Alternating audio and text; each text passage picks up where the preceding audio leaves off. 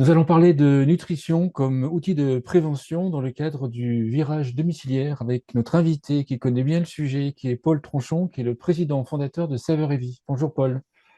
Bonjour Frédéric. Peut-être représenter Saveur et Vie et après on va aborder le sujet.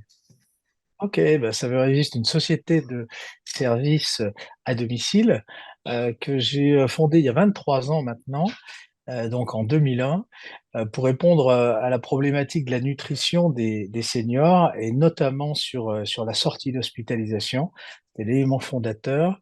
Et aujourd'hui, on garde cette mission de contribuer à l'autonomie à domicile des seniors avec une alimentation adaptée. Ça nous a mis en place dès le départ deux activités, principalement dans la société Saveur et Vie. D'une part, du conseil en nutrition qui est fait par des diététiciens nutritionnistes de l'entreprise auprès des particuliers et maintenant auprès également des établissements de santé.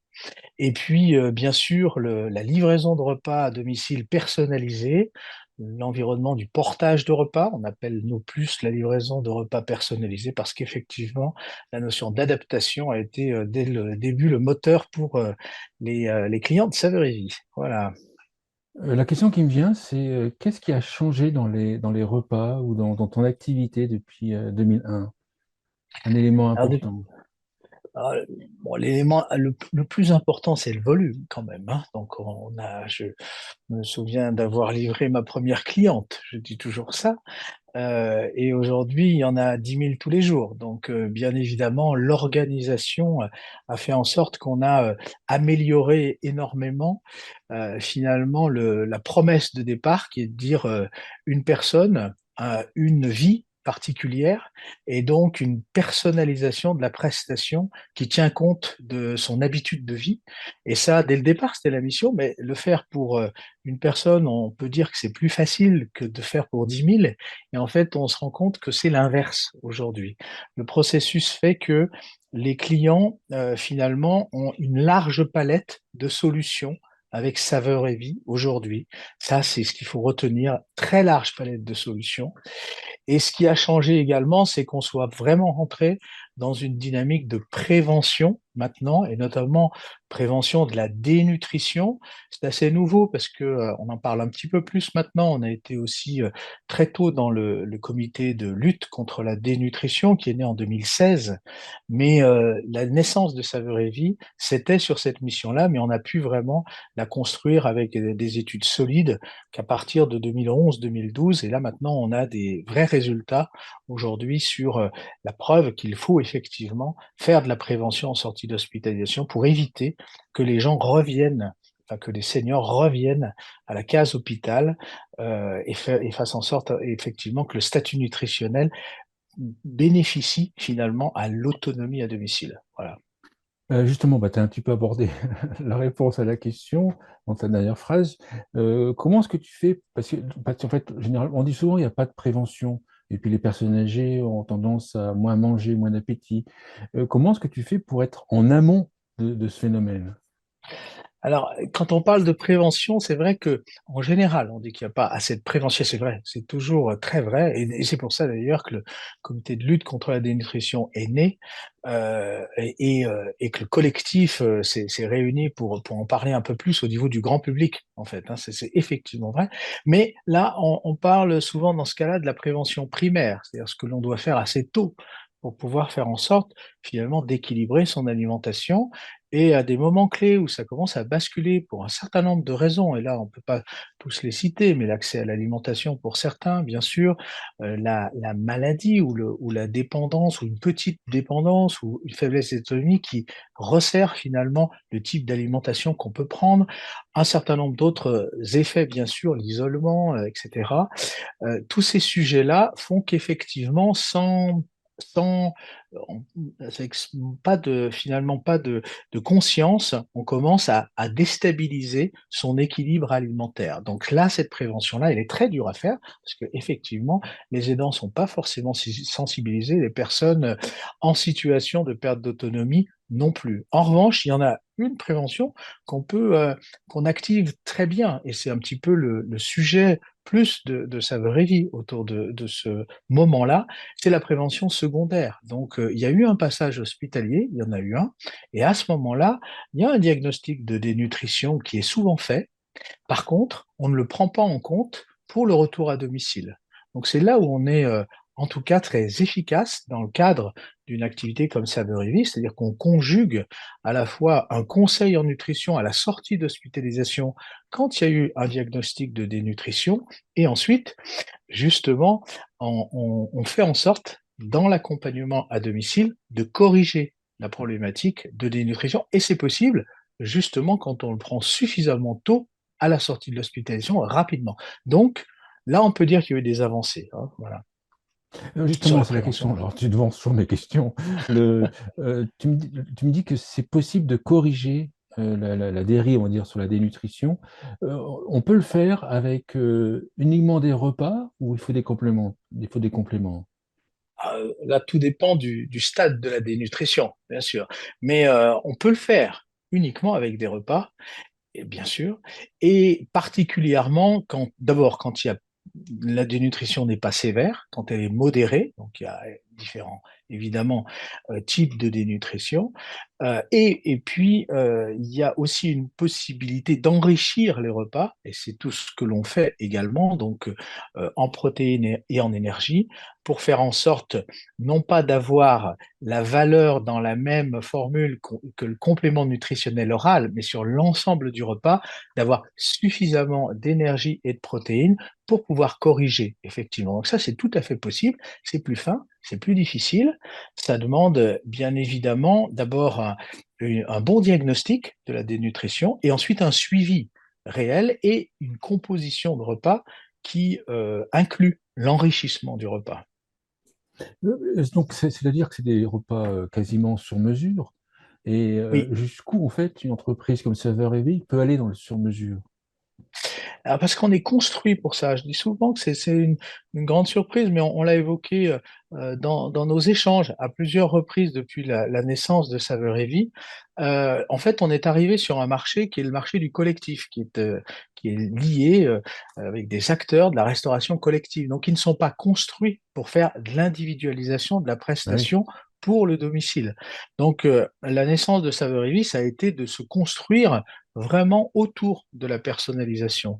Ça veut dire tout simplement qu'on a construit l'organisation logistique de l'entreprise pour faire en sorte que on puisse proposer un nombre de plats suffisant dans notre organisation pour que chacun ait finalement ce qu'il choisit.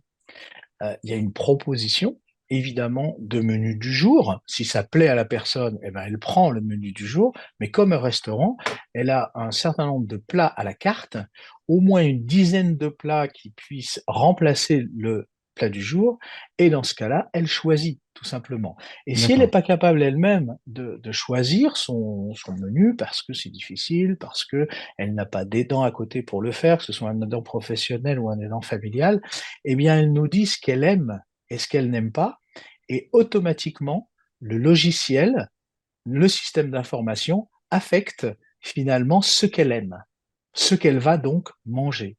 Et c'est un élément extrêmement important dans la lutte contre la dénutrition, c'est déjà de proposer aux gens ce qu'ils aiment, donc ce qu'ils vont potentiellement manger, et bien évidemment, petit à petit, affiner ses choix. Et ça demande un deuxième élément fort dans la construction de l'offre de Saveur et Vie, c'est le conseil et l'échange avec quelqu'un qui connaît la problématique de la nutrition des seniors et justement un diététicien. Ça a été les premiers emplois de Saveur et Vie, ont été des diététiciens pour pouvoir converser avec les gens et en dehors de connaître ce qu'ils aiment et ce qu'ils n'aiment pas, bien évidemment, comprendre l'adaptation de l'alimentation qu'il faut en fonction de la situation et notamment des situations de dénutrition, mais pas que. Ça peut être aussi pour des seniors aujourd'hui qu'on prend en charge, des situations où le déséquilibre alimentaire amène pas forcément à la dénutrition, mais à des carences. Pour ça, il faut faire un interrogatoire alimentaire suffisamment fin et du coup être un professionnel de l'alimentation. Voilà. Donc ça, c'est J'imagine ces deux choses. Voilà. j'imagine qu'il y a un suivi par le diététicien d'une cliente ou d'un client. Parce qu'en Oui, fait, je me dis qu'il y a peut-être des réajustements, ou peut-être que si la personne ne mange pas tous ses repas, il y a un suivi. absolument. Il y a un suivi et je crois qu'il y a une liaison et il y a un couple entre le veilleur-livreur qui va au domicile, qui est capable de faire un certain nombre d'alertes en fonction de ce D'accord. qu'il voit, voilà, de la situation de la personne. Et ça, aujourd'hui, c'est organisé beaucoup en digital avec une application que portent les veilleurs-livreurs et qui permettent de tracer l'ensemble des opérations et l'ensemble des informations qu'ils ont eux et des questions qu'ils posent à la personne ou le regard qu'ils peuvent poser sur cette situation-là. Et ensuite, il y a l'interface avec le plateau des diététiciens qui, justement, en fonction des situations, vont prendre la tâche avec l'aidant ou la personne référente qui est rentrée dans le dispositif dès le début, au moment où on fait finalement l'interrogatoire auprès du patient ou du client. Et donc ce jeu finalement de retour entre l'alerte du veilleur-livreur et le professionnel diététicien en plateau téléphonique permet justement ce suivi qui peut être très très régulier à la semaine pour un certain nombre de clients beaucoup plus fragiles et qui peut être au mois pour ceux qui finalement prennent la situation de livraison de repas personnalisés dans une situation de confort et qui n'ont pas forcément une situation d'alerte forte, quoi. Voilà. Le fait que certains de tes clients arrivent via le service d'hospitalisation, est-ce à dire que ça ne concerne pas que les seniors? Tu vas plus loin que les seniors. Oui, alors absolument. On va plus. C'est pour ça qu'on parle vraiment de départ. D'ailleurs, on a parlé des personnes fragiles. Là, effectivement, on touche parfois des gens très jeunes. Des gens jeunes parce que il y a des situations finalement pas forcément venant de l'hôpital d'ailleurs, hein, mais venant de la ville, notamment quand on a de l'alimentation particulière. Je pense à des enfants jeunes qui ont eu des problèmes neurologiques et qui ont des problèmes de mastication ou des problèmes de dysphagie forte. À ce moment-là, on est capable d'amener à domicile une alimentation mixée particulière qu'ils vont pouvoir consommer et qui est très difficile à réaliser par les aidants de façon quotidienne en fait, hein. Donc on soulage dans ces cas-là les aidants. Donc ça, c'est des éléments. Alors je donne cet exemple-là parce que, mais bien évidemment, il peut y avoir des patients plus jeunes qui, venant de l'hôpital, découvrent finalement une problématique de maladie importante où ils ne savent pas s'alimenter avec ça, où ils ont besoin de conseils avec ça, D'accord. et on leur délivre du conseil et également la livraison de repas, parfois pas tous les jours de la semaine, bien évidemment. C'est peut-être une des dimensions voilà, nouvelles aujourd'hui des clients de Saveur et Vie, c'est que finalement la souplesse d'organisation qu'on a proposée sur le marché, depuis le début d'ailleurs, fait qu'on peut avoir finalement une prestation, même au niveau logistique, qui soit très personnalisée, au sens où on peut livrer une fois dans la semaine pour 2 ou 3 jours, mais on peut aussi livrer, bien sûr, 7 fois dans la semaine, au sens où les gens prennent 7 repas dans la semaine. Mais ils peuvent aussi en prendre un, deux ou trois selon le cas, quoi, hein. Voilà. Est-ce que vous avez mesuré, ou est-ce qu'il y a des mesures sur la baisse du nombre de réhospitalisations d'une personne qui sort d'hôpital et qui prend tes services, ou un service de portage de Alors, repas? il y a des études qui ont montré effectivement, là c'est une étude a montré que la dénutrition augmente de plus de 60% les réhospitalisations. Ah, ça. C'est une étude qui a été faite, donc qui est assez bien documentée et qu'on utilise beaucoup en fait sur le fait que, en plus, elle a été interventionnelle, c'est-à-dire elle a effectivement montré qu'un parcours nutrition de conseil en sortie d'hospitalisation de 3 mois permettait finalement d'éviter les hospitalisations pour 60% des gens en situation de dénutrition à la sortie d'hospitalisation. Donc c'est très important. Et on voit qu'une intervention nutritionnelle est particulièrement efficace. C'est logique. D'ailleurs, parce que dans la plupart des cas, pour les gens fragiles, quand il n'y a pas de suivi en sortant d'hospitalisation, eh bien, la dénutrition s'accentue, en plus continue, en fait, quoi. Il y a, on appelle bien ça, alors c'est connu à travers la spirale de la dénutrition, parce que d'autres événements peuvent arriver, bien évidemment, au domicile, avec la difficulté d'accès à l'alimentation, avec les aidants qui ne sont pas préparés au retour à domicile, avec un certain nombre de sujets qui arrivent. Voilà. Donc, euh, donc oui, alors c'est pas le cas. En revanche, dans l'étude que l'on a fait, parce qu'on n'a pas mesuré ça dans l'étude Nutri-Vitalité Diétadom, mais par contre, on a mesuré bien évidemment l'intervention nutritionnelle, c'est-à-dire le statut nutritionnel des gens jusqu'à 3 mois et le statut nutritionnel se relevant, on peut bien évidemment être conforté par d'autres études qui ont mesuré là l'impact sur la réhospitalisation. Voilà. En moyenne, sauf s'il y a des problèmes de maladie chronique, mais en moyenne, un client utilise vos services combien de temps? Aujourd'hui, la moyenne pour les clients, c'est 22 mois. Ah là là, 2 ans, presque 2 ans, Voilà, d'accord. voilà, absolument. Ouais. Donc, du coup, on est alors avec une segmentation très importante. On a des clients qui sont encore chez Saveur et Vie et qui sont arrivés en 2004. Donc voilà, donc pour le Ouais. plus ancien, voilà. Voilà. Donc tout ça pour dire qu'il y a Bah, une grande segmentation à des gens c'est qui qu'il trouve les repas bons, j'imagine.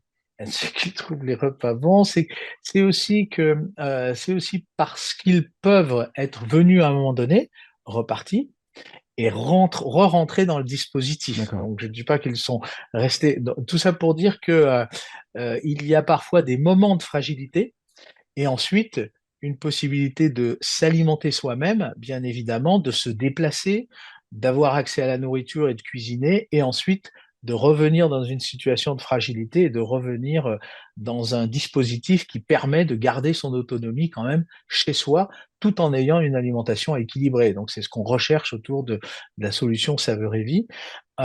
Donc voilà, donc ça c'est pour les durées de prise en charge, mais bien évidemment, l'idée c'est de pouvoir également prendre des gens sur des temps très courts.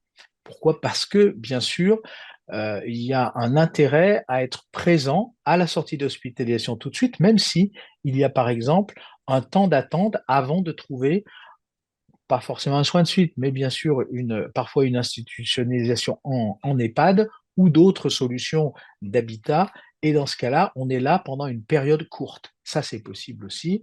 On a aussi des périodes courtes qui nous sont données quand les financeurs financent une partie des repas et des livraisons sur des périodes courtes. Donc les gens prennent cette solution et ne le prennent pas quand ils sont obligés de payer l'ensemble du service. Alors, c'est le cas pour les mutuelles assurances, par exemple. Ça, hein, Ah voilà. bah, t'es encore devant, c'est ma question. J'allais poser la question, les mutuelles, les assurances, comment est-ce qu'elles réagissent par rapport à ton service? Est-ce qu'elles financent une partie? Est-ce qu'elles prescrivent et si oui, pourquoi en fait? Oui, alors, d'abord, c'est vrai qu'on parlait tout à l'heure du virage domiciliaire et de la partie prévention. Effectivement, les mutuelles assurances sont des acteurs finalement, hein, comme des organismes complémentaires de l'assurance maladie, sont vraiment des acteurs qui s'intéressent de plus en plus à l'univers de la prévention. Tu as fait beaucoup d'entretiens sur le sujet, donc voilà, il y a ce sujet qui est très présent chez eux, et il y a aussi un sujet historique chez les mutuelles d'assurance, c'est l'inclusion des services à la personne dans les assurances accidents de la vie et les assurances dépendance. Donc, dans ce pool finalement de produits en inclusion, le portage de repas est présent. Et notre particularité, c'est de pouvoir livrer sur l'ensemble du territoire français en A pour B, A pour C, selon les zones. Et ça permet effectivement aux assisteurs qui finalement sont les organisateurs de la prestation de services pour les assureurs dépendance de pouvoir nous référencer facilement et pouvoir délivrer une prestation de service de portage de repas dans le cadre des produits en inclusion qui sont des produits de service à la personne. Donc dans ce cas-là, on a, alors là, tout dépend évidemment des contrats. Tout dépend de ce qui a été inclus dans les contrats d'assurance. Et donc, les durées dépendent, encore une fois, des produits qui ont été inclus dans les contrats d'assurance, quoi. Mais c'est un sujet très important parce que c'est lié, encore une fois, ça, à cette notion de fait générateur, c'est-à-dire fait générateur étant l'hospitalisation pour l'assureur, en fait. Et du coup, il peut mettre en place un service et montrer que ce service, finalement, est intéressant pour la prévention, en dehors même du service lui-même, est intéressant pour la prévention, et notamment quand on parle d'alimentation, nutrition et de services de repas personnalisés pour les gens, quoi. Voilà. Toujours pour les mutuelles, est-ce que les mutuelles font la différence parce qu'en fait, il y a portage de repas et portage de repas. Toi, tu es sur mesure, tu es qualitatif, sans dénigrer la cuisine centrale. Je pense à ma marraine qui reçoit un portage de repas à une cuisine centrale d'une certaine ville. Bon, c'est pas le même service, en fait. Les mutuelles font la différence entre portage de repas et portage de repas? Oui, et alors elles font surtout la différence entre un système qui permet d'avoir la même qualité et le même service pour l'ensemble de leurs adhérents, et puis celui qu'ils proposent que sur une région particulière ou en local. C'est ça Donc, c'est uniformité le sur tout le gros territoire. élément. Ouais. Et oui, il y a une obligation de rendre un service sur l'ensemble du territoire le plus homogène possible, si je puis dire, quoi. Donc, c'est là où Saveur et a une grande force, c'est-à-dire qu'on a la possibilité aujourd'hui, telle qu'on est construit, qu'on a construit l'organisation, de faire en sorte que justement on puisse couvrir l'ensemble du territoire pour la sortie d'hospitalisation. D'où le fait que les assureurs mutuels nous font confiance particulièrement pour cette raison-là. La deuxième raison que tu poses, Oui, c'est de puis dire juste, je me effectivement, permets, il y a l'ensemble le du territoire, y compris en milieu hyper rural. Parce que, en fait, les hyper repas, rural, si j'ai bien compris, les absolument. repas sont livrés par Chronofresh, c'est ça, hein? Alors voilà, pour ce qui est de C'est ça. l'hyper rural, comme tu dis, et là où nous n'avons pas nos propres veilleurs livreurs, et nous avons également, comme tu sais, des accords plus larges avec la Poste, pas uniquement sur Chronofresh, qui est une filiale de la Poste, mais également avec un certain nombre de lieux où les facteurs font la prestation de veilleurs-livreurs, en fait, quoi. Et nous avons également nos propres veilleurs-livreurs autour des plateformes d'assemblage qui sont D'accord. soit sur la région parisienne, soit sur l'ouest, soit sur le sud de la France. Donc, du coup, on a effectivement, avec ces trois solutions logistiques, une solution qui permet euh, euh, partout dans le territoire d'avoir la solution Saveur. Et ça, c'est très appréciable, encore une fois, pour reboucler sur ta première question pour les mutuelles assurances ou Oui. pour les assurances, pour faire en sorte qu'ils aient une uniformité de leurs services sur l'ensemble du territoire. Dans 5 ans, le portage de repas version saveur et vie, c'est quoi?